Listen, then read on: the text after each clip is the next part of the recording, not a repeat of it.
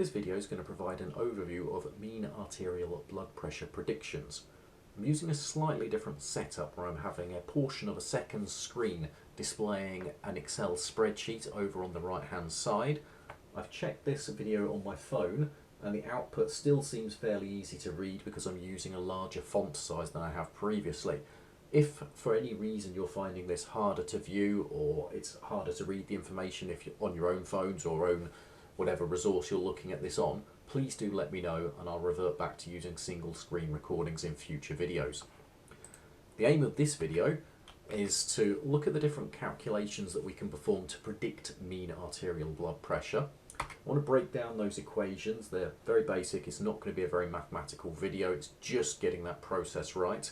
I'm going to use Excel to do this, and hopefully therefore you can practice in your own time and increase your confidence using Microsoft Excel at the same time. So this video can serve to build on the introduction to Excel that was provided in the cardiac output video. I'm also going to introduce pulse pressure very briefly, as it's a portion of one of the equations and you may see these values in some clinical reports, so it's helpful to understand how that is actually calculated. I'm familiar with the idea that some students who are not confident with some unfamiliar information will turn to Wikipedia to learn more about it. And when I looked at Wikipedia about mean arterial blood pressure, I realised that there is a few variations of an equation to help provide a range of tools or approaches to different people depending on what they're comfortable with. However, I know some students get quite anxious with equations and wouldn't really be confident following these, particularly with this unusual symbol at the start. So I'm just going to work through these and I'm going to explain what they mean, and then we'll perform them in Excel with a couple of varieties.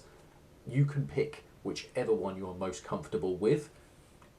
If we start at the top and work our way down, then the first thing that you might look at this equation and think is, what exactly is this symbol here? Now mathematically this means asymptotically equal to. If you're not particularly mathematically inclined, you're not really interested in the finer details, then don't worry too much about what it means. We can just take this as meaning the numbers are virtually the same. So if I measured mean arterial blood pressure, then I predicted it. There's probably going to be a few decimal places that are different, but it's not going to be enough to be a clinically valid difference. So we can just say the numbers are effectively the same. The values presented here are the mean arterial pressure, the diastolic pressure and the systolic pressure. The next thing that sometimes people get a little bit concerned about is when they see something like a fraction next to a bracket or a parentheses, depending on the language you're most comfortable with. So I'm just going to present that in a slightly different way, where we can see that the mean arterial pressure is almost the same as diastolic pressure at 1/3 multiplied by the systolic pressure subtract the diastolic pressure. The next thing that sometimes people get a bit confused about is, does this mean diastolic pressure add 1 divided by 3 and the answer from this calculation multiplied by the systolic minus the diastolic pressure? And there are strict rules about how we perform a calculation, which are known as the order of operations. If you was to just put this into Microsoft Excel, it knows the order of operations, so it will do the calculations in the correct order. If you're not comfortable with the order of operations, then you might find it easier if I reverse the order and then tell you to do 1 divided by 3 multiplied by the systolic minus the diastolic pressure, then add the diastolic pressure. So let's just have a look at these two versions of the equation and how we might achieve this in Microsoft Excel. Now if we want Microsoft Excel to do anything, then we have to select the cell where we would like the calculation to be performed and start things off with an equal sign. If we look at this first equation, then we can see we want to start with the diastolic pressure, and I can just click on this cell and it will automatically put the reference that I need in the cell where I would like the calculation to be performed. Now I need to plus, so I will just go back to the command bar up here, plus 1 divided by 3, and here we have the multiplied point, and I can't use an x to multiply, I actually need to use an asterisk. If you're working on a keyboard with a number pad, then that'll be above the number 9. If you only have the keyboard, then you usually have to do Shift plus 8 to actually get that symbol. So the final part we need to do is an open bracket or parentheses and systolic pressure minus diastolic pressure. So let's just put those in. Again, I can click on the cells, subtract, click on the other cell, and then close my brackets. And we have 93.33. This is still a pressure, and so still have millimeters of mercury as the units for it. So I've labelled this as mean arterial pressure, and then 1 just means equation 1. You wouldn't normally have these numbers here, but for the purposes of this video it helps us keep track of what we're doing. Let's just step to the side and repeat that process, but look at the second way I've ordered this equation.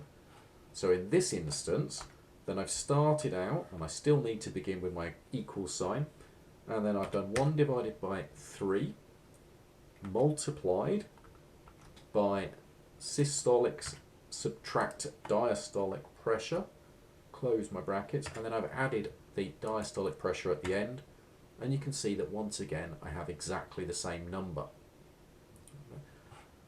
So in this instance, then it doesn't really matter which version you're going to use. All you need to do is find one of these 3 ways that you are most comfortable with and use that for your own revision notes. Now, if you're not happy with any of those, let's have a look at the next version of the equation that's presented on Wikipedia.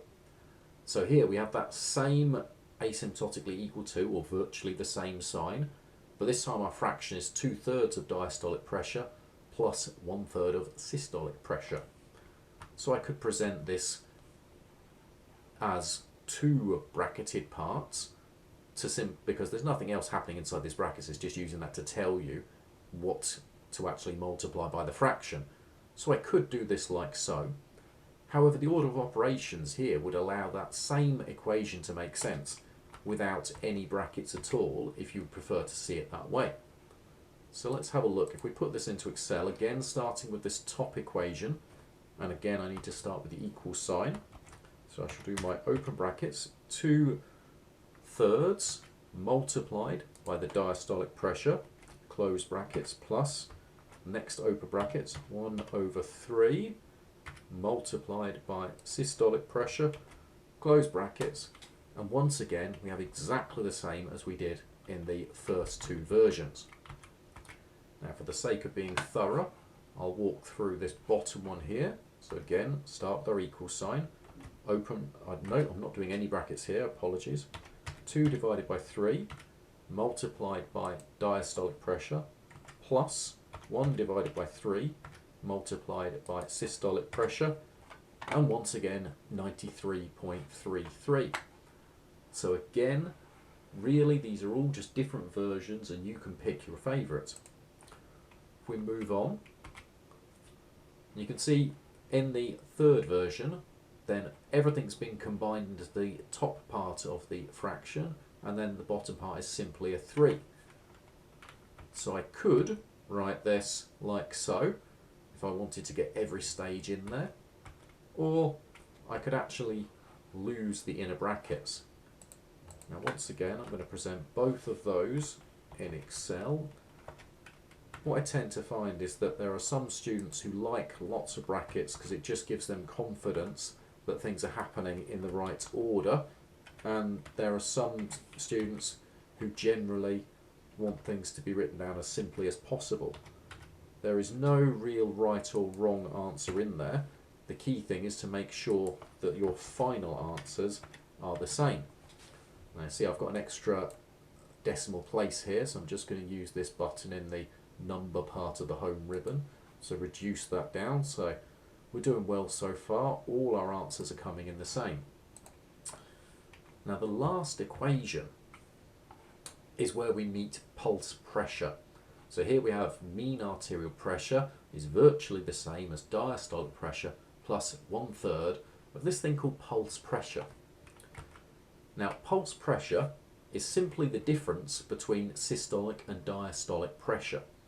You do sometimes see this in journal articles or textbooks, And so it's nice to have an understanding of what exactly this is, and it's always nice when you find something that's a simple calculation like this.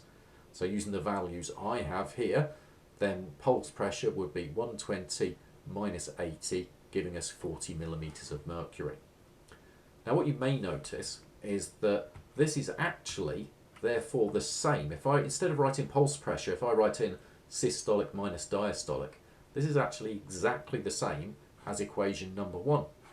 And so I could therefore just write down, the equation the same way as before. And so effectively, both of these two variations I could just copy and paste down here, and they would be exactly the same as if I used pulse pressure. It's just I had to calculate that first.